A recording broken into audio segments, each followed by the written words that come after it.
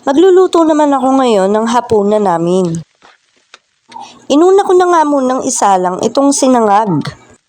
Ganito din ba kayo magsanghag, yung may oyster? Mas nasasarapan talaga ako sa sinangag pag may oyster. Dito nga, nag-request yung anak ko ng tortang corned beef. Yung anak ko, ayaw niya ng corned beef na iginigisa. Ang gusto niya, itinotorta. Pag iginisa yung corned beef, ayaw niya, hindi niya kinakain. Pagkatapos ko nga lutuin yung tortang corned beef, isinalang ko naman tong eggplant. Sinunod ko na rin isalang yung bangus.